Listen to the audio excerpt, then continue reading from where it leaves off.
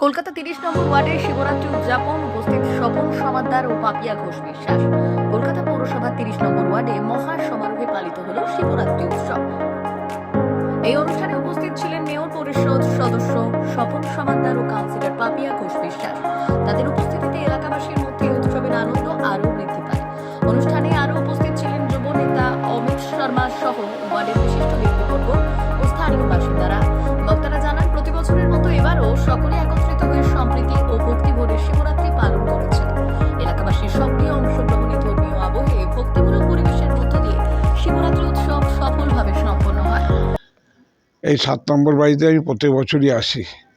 আজকে আমার খুব শরীরটা খারাপ, তাও আমি এসেছি।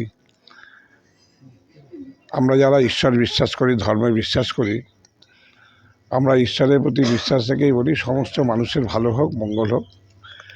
আজকে শিব চতুর্দশী। এই চতুর্দশীতে সকলের মনস্কামনা মনোবাসনা পূর্ণ হোক। আমরা ধর্ম নিয়ে কখনো ছেলে খেলা করি না। কথা আছে, বাঙালির 12 মাসে 13 পার্বণ। আমরা যেমনি দুর্গা পুজো, কালী পুজো, শিব পুজো, সরস্বতী পুজো করি, ঠিক বাংলায় গুরু নানকের জন্মদিন হয়, যীশু খ্রিস্টের জন্মদিন, বড়দিন পালন করে, ঈদ হয়, মহরম হয়।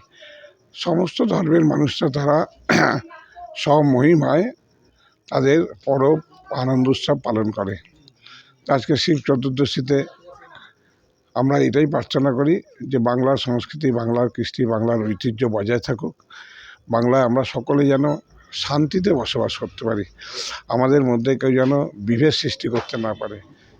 প্রত্যেক বছরই এই দিনটাতে আমরা, স্বপনদা বললেন যে এই বাড়িতেই, সত্যি এই বাড়ি দিয়েই হয়তো আমাদের মানে ঘোরার পরিক্রমাটা শুরু হয়। প্রথমে আমি মন্দিরে পুজো করে ঠাকুরের মাথায় জল ঢেলে আমাদের ঘোরা শুরু হয়। আজকের দিনটা সবাইকে শিবরাত্রির শুভেচ্ছা জানাই এবং ঠাকুরের কাছে এটাই প্রার্থনা করব, একটা মহিলা যিনি অক্লান্ত পরিশ্রম করে চেষ্টা করছেন বাংলার মানুষদের ভালো রাখার, তাদের পাশে থাকার, আমরা যেন তার চলার পথের সাথী হতে পারি এবং আমাদের এই বাংলার সাথে সাথে 30 নম্বর ওয়ার্ডটাকেও এগিয়ে নিয়ে যেতে পারি। প্রথম কথা, প্রত্যেককেই শিবরাত্রির শুভেচ্ছা জানাই। আজকে এই বাড়িতে মোটামুটি বিগত আপনি 15 বছর বললেন, আমার যতদূর ধারণা এই বাড়িতে আরও বেশি বছর ধরে পুজো হচ্ছে। হয়তো জাঁকজমক করে 15 বছর ধরে পুজোটা হচ্ছে, ঠিক কথা, কিন্তু এই বাড়ির লোকেরা 15 বছর প্রতি পুজো করছেন। এবং এই বাড়ির যে জিনিসটা আপনারা দেখলেন, প্রত্যেকের মধ্যে একটা সদ্ভাব, এটা সবাই মিলেমিশে থাকে। আমাদের এখানে পৌর মাতা পাপিয়া ঘোষ বিশ্বাস ছিলেন, স্বপন সমাদ্দার এসেছিলেন, প্রত্যেক বছরই ওনারা আসেন এবং এই পুজোর মোটামুটি কর্ণধার স্বপন সমাদ্দার। এবং এখানকার যে আমাদের যে পূজার উদ্যোক্তা আছে, আমাদের গৌরাঙ্গদা, পিন্টুদা, তারপর গিয়ে আর কে যেন আছে, শুভবেশ, এরা প্রচুর নিষ্ঠাভাবে পুজোটা করেন। আমরা প্রত্যেককেই চেষ্টা করব, জানাবো যে আগামী দিন প্রত্যেকের ভালো থাকুক। আর আজ থেকে দেখলেন যুবসাথী প্রকল্পটা শুরু হয়েছে। প্রত্যেকে বলবো নিজের নিজের যা যা ডকুমেন্টস আছে, 20 থেকে 40 বছরের মধ্যে যারা আপনারা আছেন, 21 থেকে 40, তারা প্রত্যেকে যান, গিয়ে আমাদের বেলেঘাটা বিধানসভার অতিথি